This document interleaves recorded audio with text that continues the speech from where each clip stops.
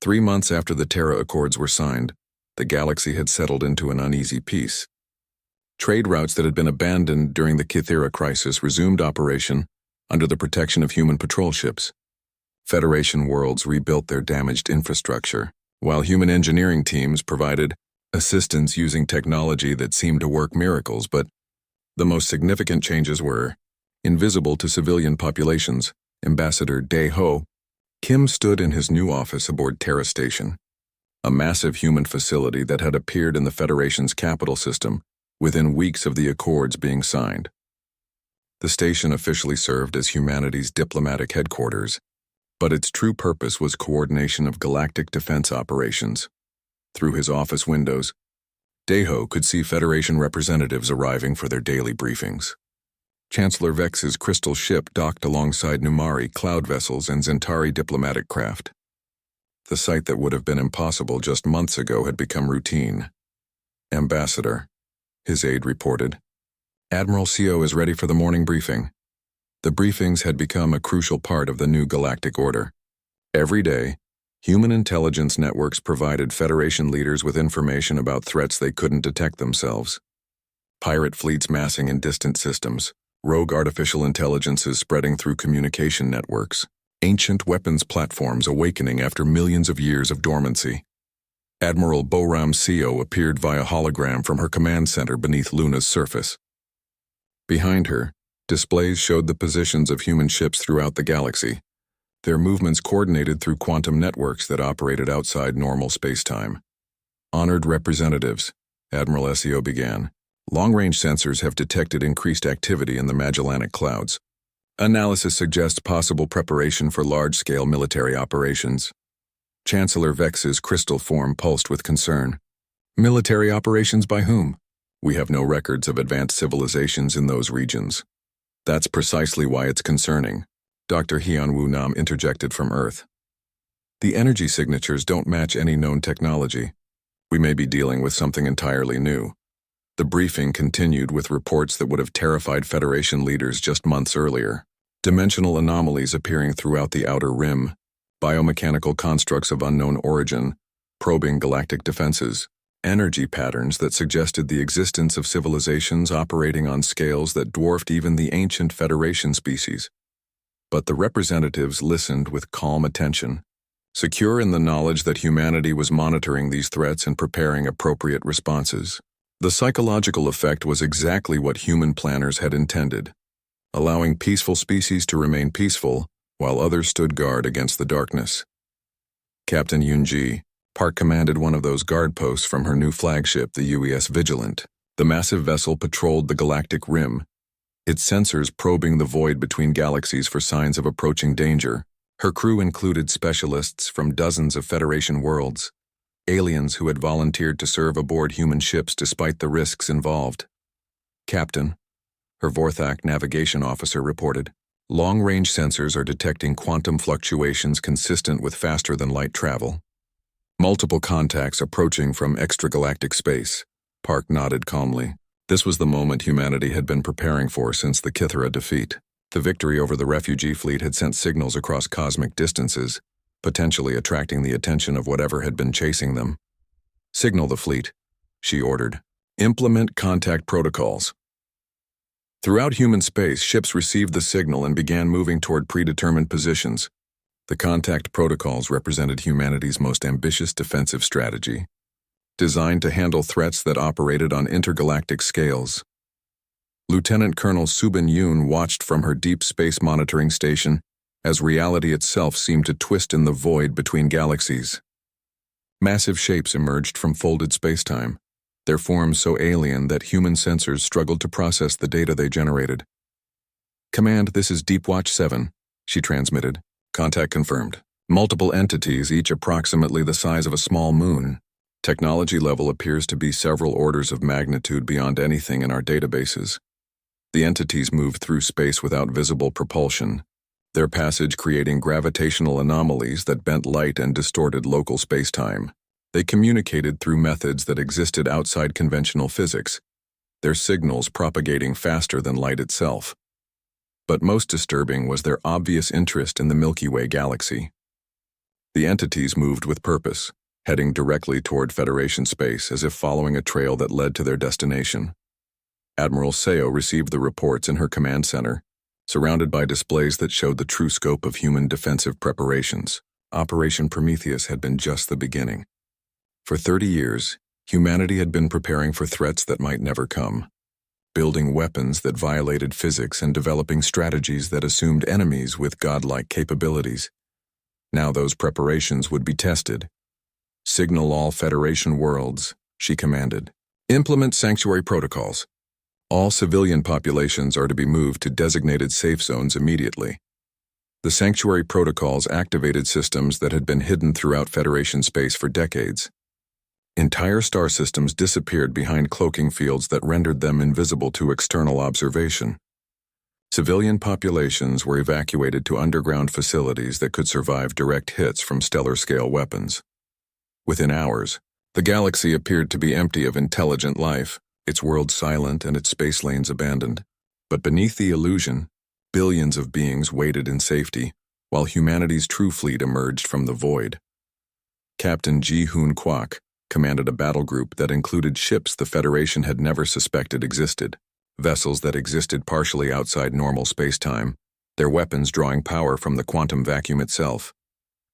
Each ship represented technology that pushed the boundaries of what was physically possible, built by a species that had never stopped preparing for war. All ships. "This is Admiral Seo," came the transmission across quantum networks. "Unknown entities have entered our galaxy. Their intentions are unclear, but their capabilities appear to exceed our previous threat assessments. Remember your training. Remember your duty. Show these entities why humanity guards the darkness between worlds." The entities approached the galactic rim with overwhelming force, their alien technology creating effects that challenged human understanding of physics. Reality warped around their passage as they moved through space-time like living storms, their very presence threatening the stability of local star systems. But they found the galaxy defended by opponents who had learned to fight gods. Major Ye-Jin, Choi led fighter squadrons that existed in multiple dimensions simultaneously, their pilots trained to think in ways that would drive normal minds to madness.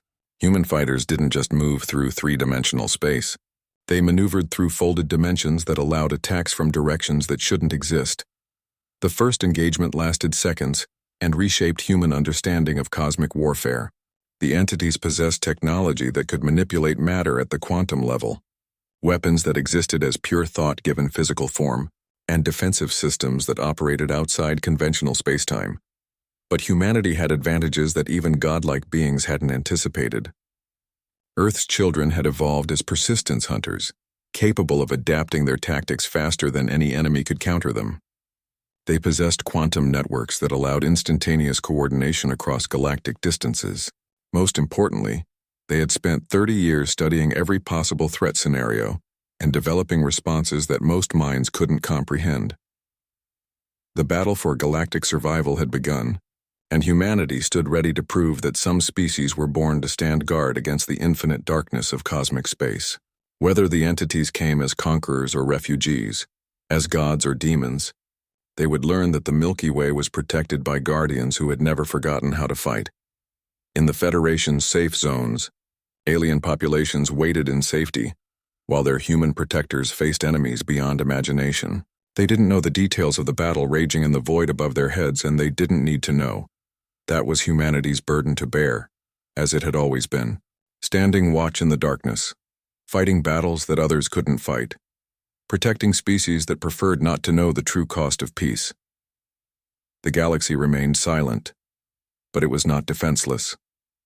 Somewhere in the void between stars, human ships maintained their eternal vigil, ready to face whatever emerged from the cosmic dark. After all, that's what guardians were for.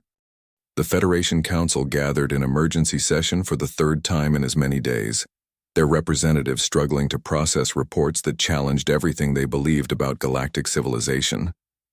The chamber buzzed with translated voices speaking in dozens of languages, all asking the same fundamental question. How had humanity hidden such overwhelming military power for 30 years? Ambassador Dae-Ho Kim stood at the center of the chamber, facing questions that would reshape interstellar politics forever. The holographic displays around him showed footage that most Federation species refused to believe was real.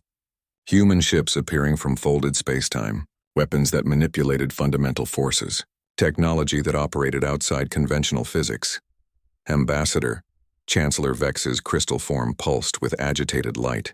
The weapons we observed in the Kythera conflict violate not just Federation treaties but our understanding of what is physically possible.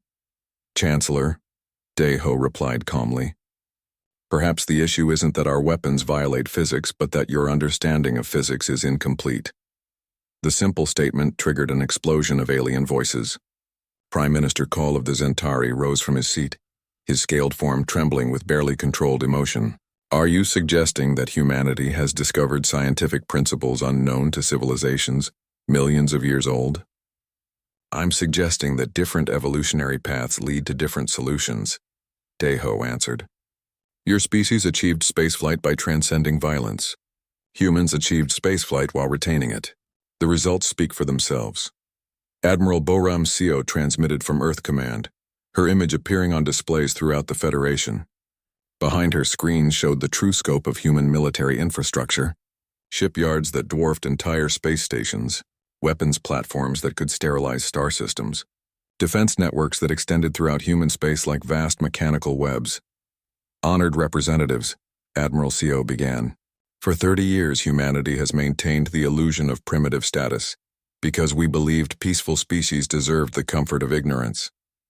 The galaxy sleeps better when it doesn't know what guards its doors at night. The revelation sent shockwaves through the chamber. Dr. Haiyan Wu.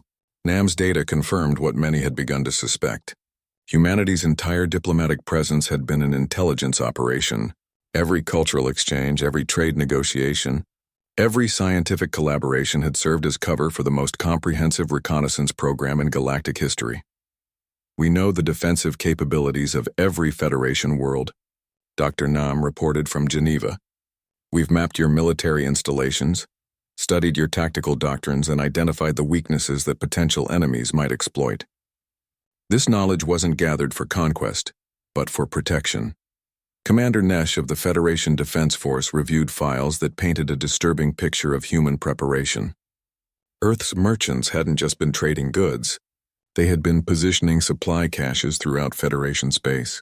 Cultural attachés had established sleeper networks capable of coordinating resistance operations. Even humanitarian missions had served as cover for pre-positioning military assets. The humans haven't just been studying us, Commander Nesh announced during a security briefing. They've been preparing to defend us whether we wanted their protection or not.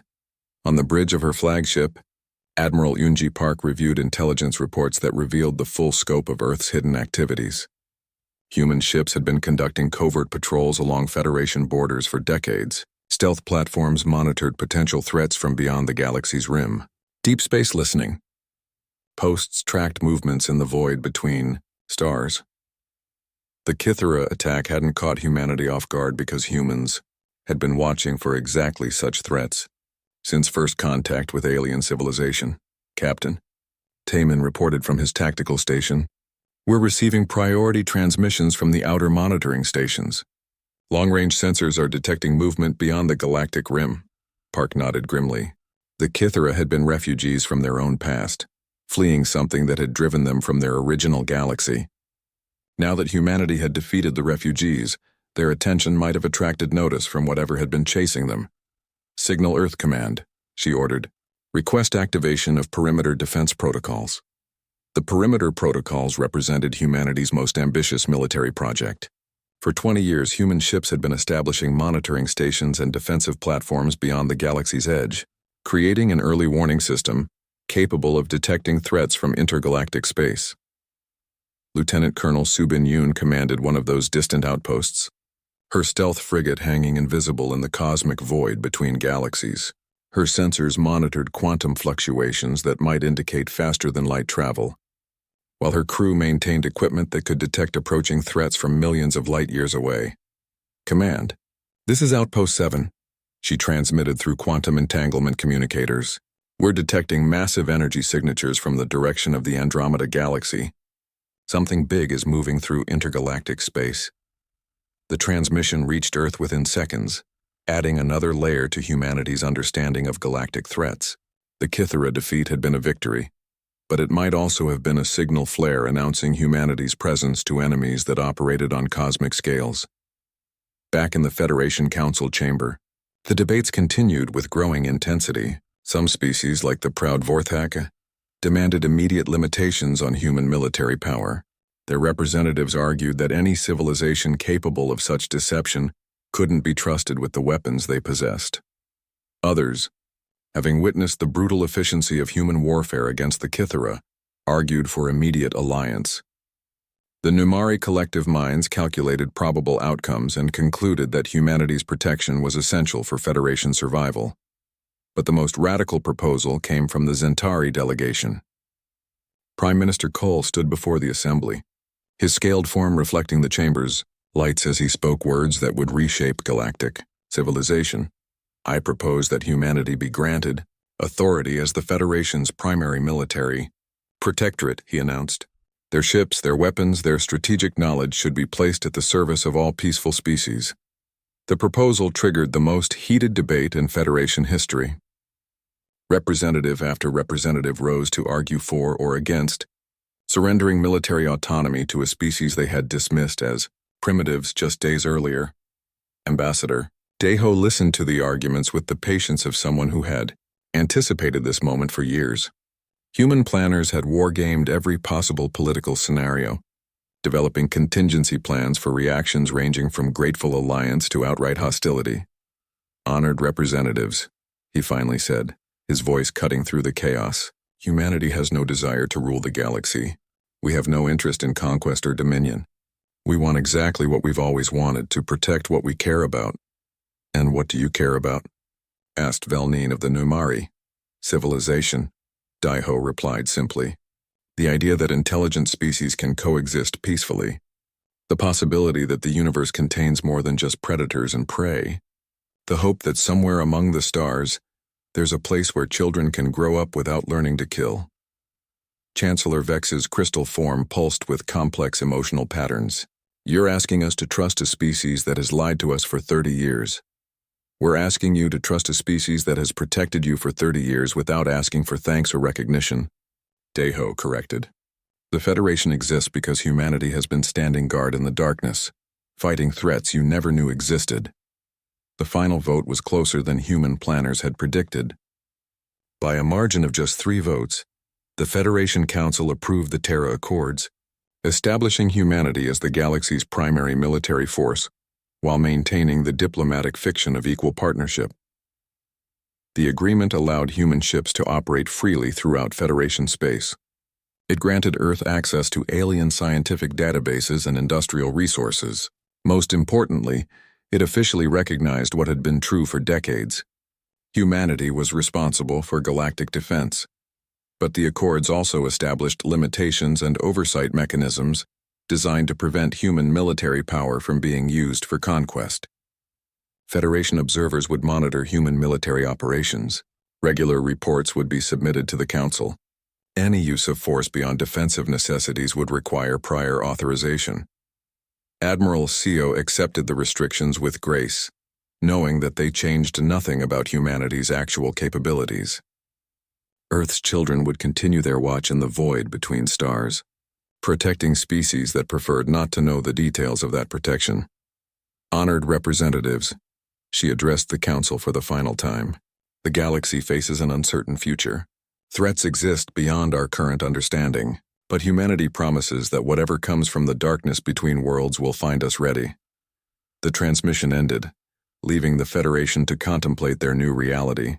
They were no longer the galaxy's dominant civilization, protected by age and wisdom and peaceful traditions. They were now junior partners in a cosmic alliance led by the species they had underestimated. The largest fleet in galactic history gathered at the edge of known space. 50,000 Kythera bioships moved in perfect formation, their organic hulls pulsing with alien life, as they prepared to continue their species' ancient cycle of consumption. Behind them, hidden in the void between stars, millions more vessels waited to join the harvest of civilized worlds. The Kythera had learned from their defeat at Kepler Station. Their bioships now carried adaptive armor that shifted density in response to different weapon types. New sensor networks could detect most forms of stealth technology. Enhanced coordination protocols would prevent the tactical confusion that human forces had exploited.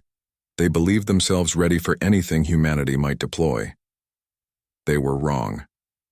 Admiral Boram, CO, stood in the primary command center of the Indomitable, humanity's first true dreadnought.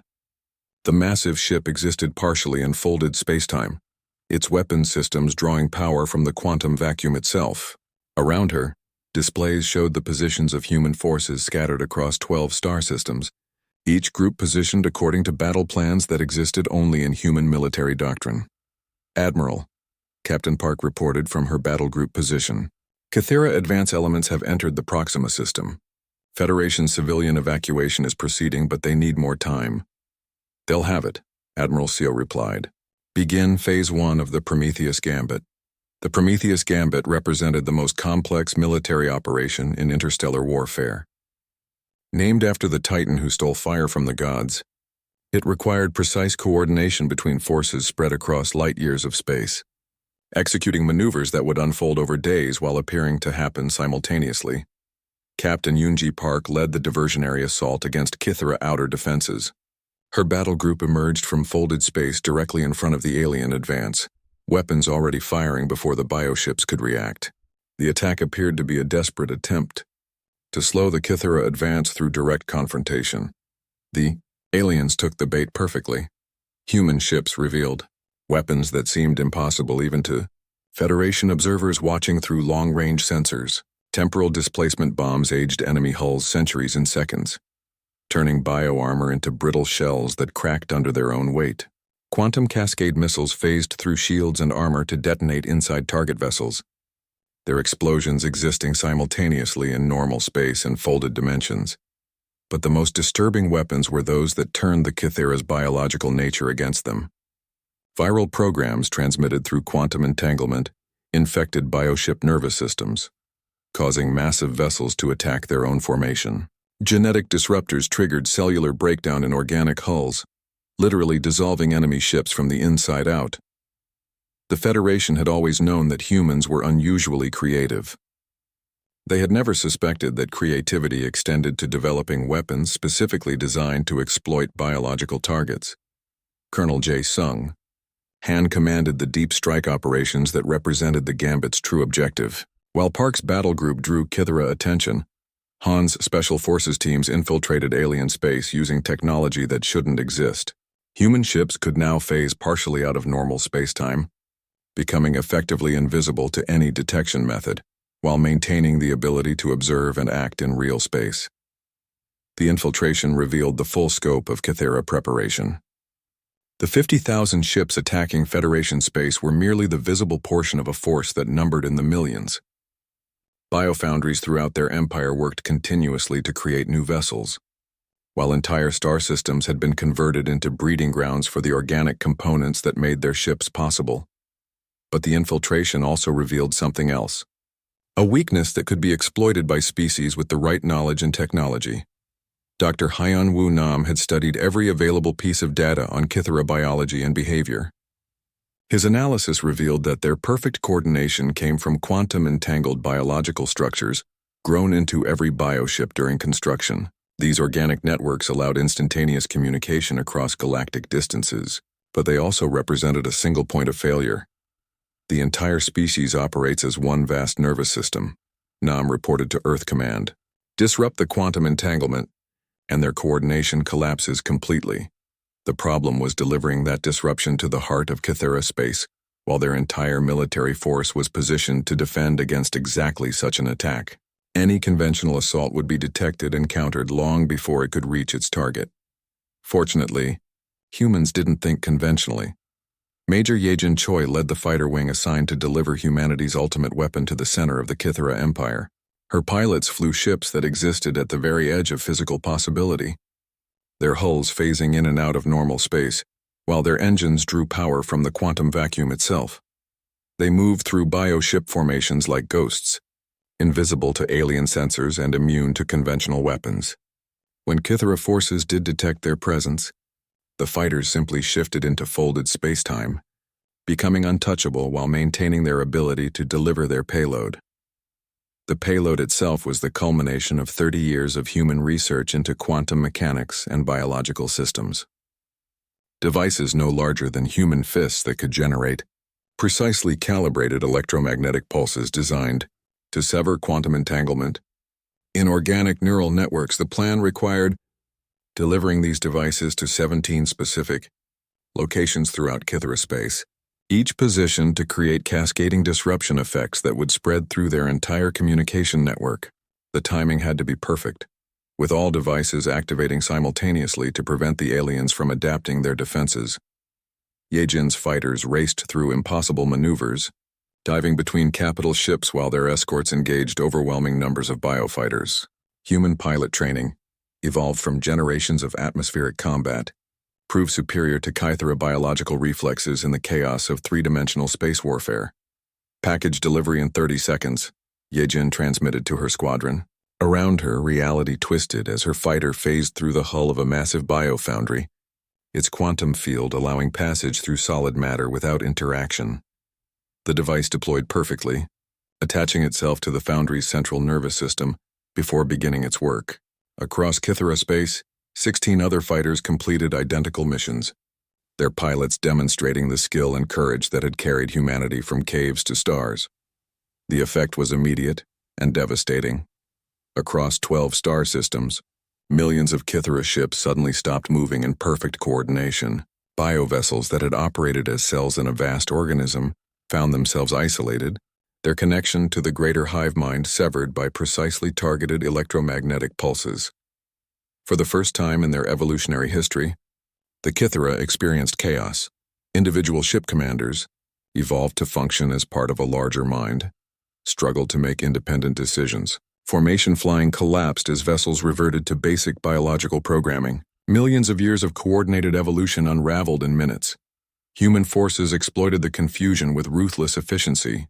Captain Ji-hoon Kwok led orbital bombardment fleets that demonstrated humanity's most terrifying capability: the willingness to completely destroy an enemy's capacity for war. Biofoundries that had operated for millennia vanished in nuclear fire. Breeding worlds that had spawned countless generations of warships became lifeless rocks floating in space. Commander Taemin coordinated simultaneous strikes on 17 hive worlds, targeting the biological infrastructure that supported Kythera military operations. Human weapons designed specifically for this moment reduced planets that had existed as living organisms into dead matter incapable of supporting alien life. The Kythera surrender came within hours of the network disruption. Isolated ship commanders, faced with the complete collapse of their coordination and the systematic destruction of their civilization's foundation, transmitted capitulation signals in dozens of different bio-languages. But the surrender revealed something that shocked even human military planners.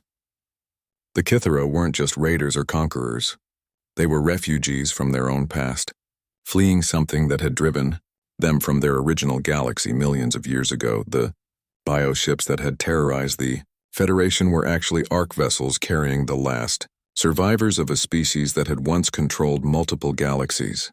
Their aggressive expansion wasn't driven by conquest but by desperation, seeking resources to continue their flight from an enemy that still hunted them across the cosmic void. Admiral Seo received the surrender aboard the Indomitable, her ship floating in the wreckage of what had been the largest military force in galactic history. Around her, human vessels maintained perfect formation while their crews processed the implications of victory. "Admiral," her communications officer reported, "we're receiving transmissions from Federation space. They're requesting immediate contact with Earth Command." SEO nodded, unsurprised. The galaxy had just witnessed the most one-sided military victory in recorded history. A force that had conquered hundreds of worlds, destroyed entire civilizations. News of humanity's victory at Kepler Station spread across the galaxy faster than light itself. In the grand archives of Vorthak Prime, crystal beings who had witnessed the rise and fall of 1,000 civilizations struggled to process what they had seen. On the gas giant cities of Numari space, collective minds that spanned continents debated the implications of human military technology. Most refused to believe it. War correspondent Han Yul Kim broadcast from the battle site, her camera drones capturing footage that would reshape galactic understanding. The wreckage of Kythera bioships drifted among human vessels that should not exist, their hulls bearing weapon scars from technologies the Federation had never imagined. This is Hanul Kim reporting from Kepler Station. She transmitted to news networks across dozens of worlds. What we witnessed here challenges everything we thought we knew about human capabilities. Ships that appear from folded space, weapons that age matter itself, coordination systems that operate outside our understanding of physics. The footage showed human fighters dancing between capital ships with impossible grace, their pilots pulling maneuvers that should have liquefied any organic crew. It showed destroyers materializing inside enemy formations without warning, their weapons already firing before the Kythera could react. Most shocking of all, it showed the moment when the galaxy's most feared raiders turned and fled. Ambassador Dae-ho Kim stood before the Federation Council, facing questions that had no comfortable answers. The chamber buzzed with translated voices speaking in dozens of languages, all demanding explanations for what they had witnessed. Ambassador, Chancellor Vex's crystal form pulsed with agitated light. Your species claimed to possess only 12 ships. We counted more than 200 human vessels at Kepler Station. That count is accurate, Chancellor, Dae-ho replied calmly. Earth maintains 12 ships within Federation space as per our treaty obligations. Then where did the others come from? From outside Federation space. The simple answer triggered an explosion of alien voices. Prime Minister Cole of the Zentari rose from his seat, his scaled form trembling with emotion. Ambassador, are you telling this council that humanity maintains a secret fleet? I am telling you that Earth's defense forces were never fully disclosed because they were never fully requested. Fel 9 of the Nomari drifted closer, energy crackling around the gas being's containment suit. The weapons we observed violate 17 separate Federation treaties on military technology. Treaties that Earth never signed, Dae-ho pointed out. We agreed to limit our presence within Federation space, not our overall defensive capabilities. The revelation sent shockwaves through the chamber. For decades, the Federation had operated under the assumption that they knew the extent of human technology. Earth's primitive fusion drives, chemical rockets, and crude nuclear weapons had been catalogued and dismissed as the artifacts of a young civilization. Now they learned that those primitive systems were intentionally displayed while humanity's true capabilities remained hidden. Dr. Haiyan Wu, Nam transmitted his analysis from Earth, his data appearing on displays throughout the Federation. The presentation revealed patterns of human behavior that painted a disturbing picture for species accustomed to peaceful coexistence. The humans have been studying us, announced Commander Nesh during an emergency military briefing. Every trade negotiation, every cultural exchange, every diplomatic meeting has been an intelligence-gathering operation. The evidence was overwhelming. Human merchants had mapped every Federation military installation under the guise of commercial surveys. Cultural attachés had studied alien psychology and tactics while pretending to learn about art and music. Even humanitarian missions had served as cover for deep reconnaissance operations. Earth's diplomatic missions weren't just maintaining relations with alien species. They were preparing for war against them. On the bridge of the Defiance, Captain Yoonji Park reviewed new orders transmitted from Earth Command. Operation Lazarus had moved to Phase 2, revealing the true scope of human preparation. Around her, crew members worked at stations equipped with technology that officially didn't exist. Captain, Taemin reported from his tactical position, long-range sensors are detecting massive Kythera movement in the beta sector. Looks like they're massing for a major offensive. How major? Preliminary count shows over 50,000 bioships converging on the Proxima system. Yoonji nodded grimly. The Kythera weren't accepting defeat. Their hive mind had adapted to the shock of losing at Kepler Station and was preparing a response that would overwhelm human forces through sheer numbers. Signal Earth Command, she ordered. Request permission to implement storm protocols. The storm protocols represented humanity's most carefully guarded military secret. While the Federation had been impressed by human ships that could fold spacetime, they had no idea that such technology was merely the visible edge of Earth's true capabilities. Admiral Boram Seo received the request in her command center beneath Luna's surface. Around her, displays showed the Kythera buildup in real time, transmitted through quantum networks that operated across galactic distances. 50,000 enemy ships represented a force capable of conquering the entire Federation, but humanity had been planning for exactly this scenario. "Authorize storm protocols," she commanded. "Signal all deep space assets. It's time to show the galaxy how Earth's children really fight." Across human space, installations that had masqueraded as research stations suddenly revealed their true nature. What the Federation believed were scientific observatories were actually staging areas for weapons that existed outside normal space-time. Temporal manipulation devices that could slow enemy ships to a crawl. Dimensional anchors that prevented faster-than-light travel in targeted regions. Captain Ji-Hoon Kwak commanded the destroyer squadron assigned to advance reconnaissance. His ships moved through folded space faster than light itself, arriving at the edge of Kythera space hours before conventional vessels could have made the journey. What he found there defied every assumption about alien military doctrine. "Command, this is Kwak," he transmitted. "You need to see this data. The Kythera weren't just massing ships. They were growing them. Massive biofoundries orbited dead stars, consuming raw matter to create vessels faster than any industrial process the Federation had imagined. The aliens weren't limited by manufacturing constraints or resource shortages. They could literally breed new fleets as fast as they could feed their biological factories. But the most disturbing discovery was the Kythera's adaptive capability. The bioships emerging from their foundries showed modifications based on their encounter with human forces. Thicker armor to resist temporal weapons, new sensor arrays to detect folded space signatures, enhanced coordination networks to counter human tactical flexibility. The Kythera were learning. Major Yejin Choi led a fighter reconnaissance deep into enemy territory, her squadron invisible to alien sensors. Human stealth technology didn't just hide ships from detection, it made them exist partially outside normal space-time, effectively invisible to any scanning method the Kythera might develop. Her mission revealed the scope of alien preparation. The 50,000 ships detected by Federation sensors were merely the advance force. Behind them, millions more biovessels waited in the deep void between stars, their organic hulls pulsing with alien life. "This isn't just a military response," Yejin transmitted to her squadron. "This is an extinction event. They're planning to wipe out every species that isn't them." The transmission reached Earth Command within seconds, adding another layer to humanity's growing understanding of their enemy. The Kythera weren't just raiders or conquerors.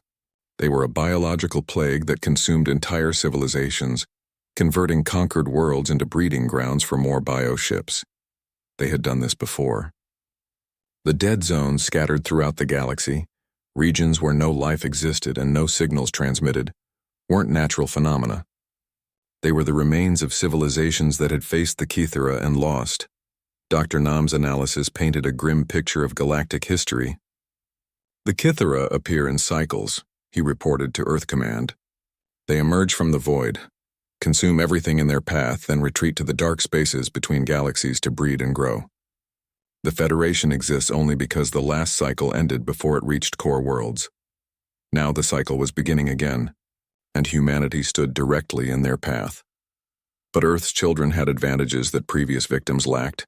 They understood war not as a last resort, but as an art form perfected across millions of years of evolution. They possessed technology that operated outside conventional physics. Most importantly, they had spent 30 years studying every possible threat scenario and preparing countermeasures. The Kythera were about to learn why humans were the only species to survive multiple extinction events on their homeworld. They were about to discover that some predators hunted in packs, some used tools, and some never stopped evolving. Admiral Seo opened communications to every human ship in the galaxy.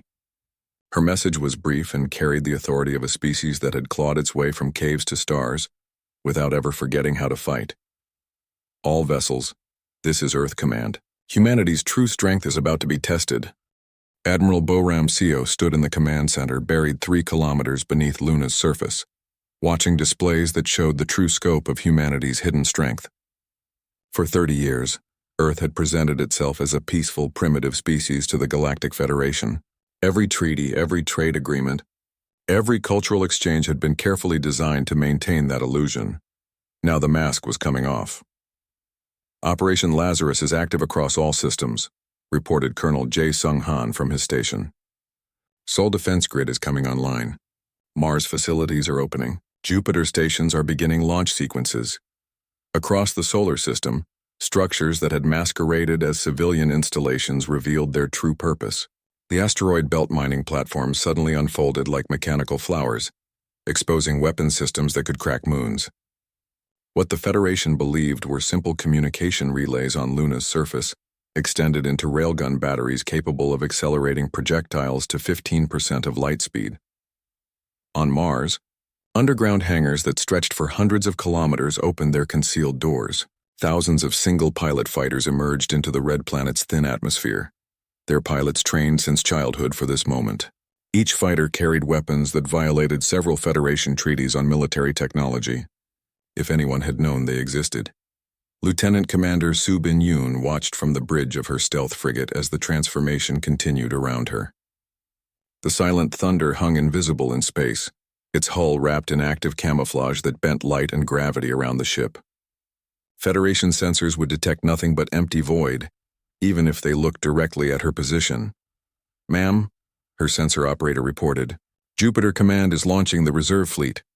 Su Bin nodded, though the term reserve fleet hardly did justice to what emerged from the gas giant's hidden shipyards. Hundreds of warships that dwarfed anything in Federation space began their journey toward the inner system. These weren't the crude fusion-powered vessels that Earth had shown to alien observers. These ships moved through folded space-time, crossing distances that should require months in mere hours. The Federation had never asked how humanity could maintain contact with Earth across dozens of light years without noticeable communication delays. They had assumed primitive quantum entanglement systems, the same technology most species developed early in their space age. They never suspected that human communication networks operated outside normal space-time, allowing instantaneous contact across galactic distances. At Kepler Station, the battle raged with desperate intensity.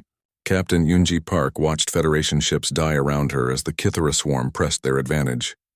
The aliens moved with terrifying coordination, their bioships adapting to every defensive tactic within minutes of encountering it. "Captain," Taemin called from his position, "the Vorthak flagship is breaking up. Chancellor Vex's ship just lost main power." Through the main viewer, Yoonji could see the massive crystal vessel tumbling through space, its rainbow hull cracked and bleeding atmosphere. The Kythera pressed their attack without mercy, bioplasma bursts tearing through what remained of the Federation's proud fleet. "Status report," Yoonji ordered. "Federation forces down to 30% strength," Taemin replied. "Kythera are maintaining perfect formation. No casualties on their side." So Young looked up from her engineering station. "Captain, we're receiving another priority alpha transmission." On screen, Dr. Hyan Woo Nam's face appeared, transmitted from his bunker beneath Geneva. Behind him, displays showed tactical analysis that would have amazed Federation military theorists, if they still lived to see it. "Captain Park," Dr. Nam said, "I'm uploading complete tactical analysis of the Kythera to all human vessels. These aliens fight like army ants, perfect coordination through biological networking. But they have the same weakness as army ants, which is, disrupt the network and the coordination collapses. But more importantly, they've never faced a predator species before. Earth had army ants, Captain. Earth also had humans." The transmission ended, leaving Yoonji with data that painted a clear picture of humanity's enemies. The Kythera were indeed like insects, their individual ships operating as cells in a vast organism. But insects, no matter how perfectly coordinated, followed predictable patterns. Humans did not. "Ma'am," the communications officer interrupted. "Long-range sensors are detecting massive energy signatures approaching from the outer system." Yoonji smiled grimly. "Time to contact." 17 minutes at current approach speed. Around Kepler Station, the surviving Federation ships had formed a desperate final line. Numari cloud vessels flickered in and out of hyperspace, trying to avoid the Kythera's targeting systems. Zentari dreadnoughts fired their remaining weapons in coordinated volleys that barely scratched the alien biohulls. Then space itself seemed to twist reality bent as dozens of human ships dropped out of folded space-time directly behind the Kythera formation. The aliens, focused on finishing off the Federation defenders, had no warning before human weapons opened fire. The effect was immediate and devastating. Human ships didn't fight like anything the galaxy had seen before. Federation vessels moved in orderly formations, following military traditions developed over millions of years of civilized warfare. The Kithera fought with biological precision, each ship part of a greater organism. Humans fought like wolves. Captain Ji-hoon Kwok led his destroyer squadron in a flanking maneuver that split the Kithera formation in half. His ships moved independently, each captain making split-second decisions based on battlefield conditions rather than rigid tactical doctrine. The Kithera bio-network evolved to handle coordinated threats, struggled to adapt to such chaotic aggression. Major Yejin Choi piloted her fighter through impossible maneuvers, diving between capital ships while her wingmen exploited every gap in enemy defenses. Human fighters didn't follow the Federation's honorable rules of engagement. They used the Kythera's own coordination against them, triggering friendly fire incidents by positioning themselves where alien targeting systems would hit their own ships. But the real shock came when the Kythera tried to adapt their bio-network to counter human tactics. For the first time in their evolutionary history, they encountered opponents whose communications network operated faster than their own. Quantum entanglement allowed human ships to share tactical data instantaneously across the entire battle.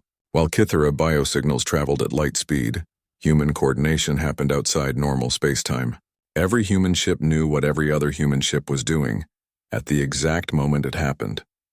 The Kythera, masters of biological coordination, suddenly found themselves outmatched by technology they didn't understand. Admiral Seo watched the battle from Luna Command, her displays showing the tide of war shifting for the first time in months. Human ships moved through the alien formation like sharks through a school of fish, their weapon systems demonstrating capabilities that violated Federation assumptions about human technology. Temporal displacement warheads aged enemy hulls, centuries and seconds. Quantum cascade missiles phased through bioarmor to detonate inside alien ships. Gravity weapons collapsed local spacetime around their targets, crushing Kythera vessels like tin cans. "Ma'am," Colonel Han reported, "Kythera formation is breaking. Multiple bioships attempting to disengage." For the first time in their species' history, the Kythera were retreating. At Kepler Station, Captain Yoonji opened communications to the surviving Federation ships. Around her, human vessels moved to secure the battlefield, their crews working with efficiency born of decades of hidden preparation. "This is Captain Park of the UES Defiance to all Federation vessels. Medical ships are standing by to assist with casualties. Our engineering teams are available for emergency repairs." Chancellor Vex's damaged crystal ship limped toward the station, its rainbow hull still bleeding atmosphere. The Vorthak leader's transmitted voice carried tones of shock and disbelief. "Captain Park," he said, "where did those ships come from?" Yoonji looked at the tactical display where human vessels maintained perfect formation around the station. Each ship represented technology that shouldn't exist, tactics that shouldn't work, and coordination that shouldn't be possible for such a primitive species. "Chancellor," she replied, "Earth has been preparing for this day since we first learned we weren't alone in the universe." Daeho Kim walked through the crystal corridors of Kepler Station, his human footsteps echoing strangely among the alien sounds. The massive space station served as the heart of the Galactic Federation, where dozens of alien species gathered to discuss trade, diplomacy, and peace. As Earth's ambassador, Daeho had spent 3 years trying to earn respect for humanity among these ancient civilizations. The task felt impossible most days. "Ambassador Kim," came a voice like grinding stones. Chancellor Vex of the Vorthak approached, his crystalline body reflecting the station's lights in rainbow patterns. The Vorthak had existed for millions of years, their crystal ships exploring the galaxy since before Earth's sun had formed. "How curious to see humans still using those primitive nuclear drives. When will your species develop proper antimatter propulsion?" Daeho smiled politely. "We find our current systems adequate for our needs, Chancellor." The Vorthak leader made a sound like breaking glass that passed for laughter. "Adequate? Your ships barely reach half light speed. The Noimari achieved faster travel when their homeworld was still cooling from formation." As if summoned by the mention of their name, Ambassador Vel 9 of the Noimari drifted over. The gas-based being existed in a containment suit that shimmered with stored energy. "The humans are quaint," Vel 9's translated voice hummed. "Their determination to reach the stars using chemical rockets and fusion drives shows admirable persistence, if not wisdom." Deho had heard these conversations countless times. To the Federation's elder species, humanity appeared as cosmic toddlers who had stumbled into galactic civilization through luck rather than advancement. Earth's 12 ships in Federation space were seen as museum pieces, interesting examples of primitive engineering that somehow functioned. Captain Yoonji Park commanded one of those ships. The UES Defiance hung in space near Kepler Station, its hull scarred and patched from the long journey from Earth. Inside the ship's cramped bridge, Tactical Officer Taemin Lee monitored Federation communications while Engineer So Young Choi kept their aging fusion reactor running smoothly. "Any word from the council meeting?" Yoonji asked. Taemin shook his head, still debating trade regulations for the outer colonies. Nothing about the attacks. 3 Federation worlds had been hit by unknown raiders in the past month. The strikes came without warning, devastating civilian populations before vanishing back into deep space. The Federation's peaceful species had no experience with such brutal tactics. Their own conflicts settled through negotiation and compromise for millennia. On Earth, Dr. Hyun-Woo Nam studied footage of the attacks from his office in Geneva. As humanity's leading military historian, he recognized patterns that escaped the Federation's notice. The raiders moved in coordinated swarms, overwhelming defenses through sheer numbers and perfect timing. Their ships looked grown rather than built, with organic curves and bioelectric energy signatures. Hyun-Woo had seen similar tactics in Earth's history: army ants, locust swarms, predators that survived through overwhelming coordination and ruthless efficiency. The raiders were called Kethera, though little was known about them. They had appeared from beyond the galaxy's rim 6 months ago, their first scouts probing Federation defenses. Now they struck with growing boldness, each attack larger than the last. Back on Kepler Station, emergency alarms echoed through the corridors. Deho rushed to the council chamber, where representatives from across the galaxy gathered in panicked discussion. Holographic displays showed the latest attack on Proxima Colony. 17,000 dead, announced Prime Minister Cole of the Zentari. The raiders hit during the night cycle when defenses were minimal. Chancellor Vex's crystal form pulsed with angry light. Our patrol ships were only 6 hours away. If the colony had maintained proper vigilance, the colony followed all security protocols, interrupted Commander Nesh of the Federation Defense Force. These Kethra aren't like anything we've faced. They study our tactics, adapt their strategies, exploit every weakness. Deho stepped forward. Earth offers whatever assistance we can provide. Our ships may be primitive, but our crews have experience with what? Chancellor Vex's voice cut through the chamber like broken glass. Ambassador, your species has existed for mere thousands of years. We have maintained galactic peace since before your sun ignited. What could humans possibly offer against threats that challenge civilizations millions of years old? The chamber fell silent. Deho felt the weight of countless alien eyes upon him, measuring humanity and finding it wanting. Earth's 12 ships against an unknown enemy that had brought the mighty Federation to its knees. We offer what we have, Deho said quietly. Our ships, our crews, our knowledge. Your knowledge, repeated Vel9 with something approaching amusement. Of what? Chemical propulsion? Fusion reactors? Ambassador, the Federation has forgotten more about warfare than humanity has ever learned. On the Defiance, Captain Yoonji watched the Council debate through encrypted channels. Her crew remained at battle stations ready to fight if called upon.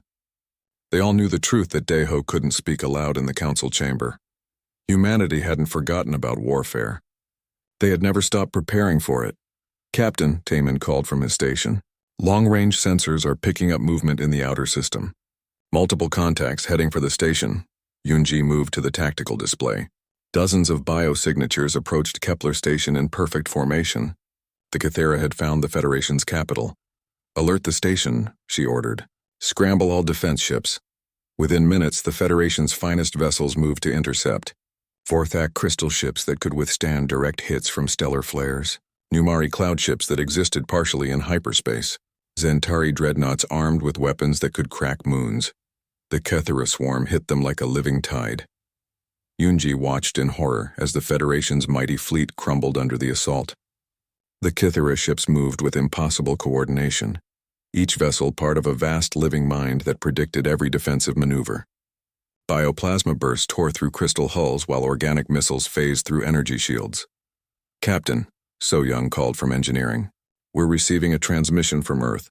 Priority Alpha protocols. Yoonji felt her heart race. Priority Alpha meant only one thing. Put it through. Admiral Boram Seo's face appeared on the main screen. Transmitted across 30 light-years of space through quantum entanglement communicators that the Federation didn't know humanity possessed. Captain Park, the Admiral said. Operation Lazarus is authorized. Repeat, Operation Lazarus is authorized. Yoonji nodded grimly. Around Kepler Station, the Federation's greatest ships burned in the void while the Kithera pressed their attack. The galaxy's elder species had finally met an enemy they couldn't negotiate with, couldn't understand, couldn't defeat. But they were about to learn that Earth's children had been preparing for this day since the moment they first looked up at the stars and wondered what might be looking back.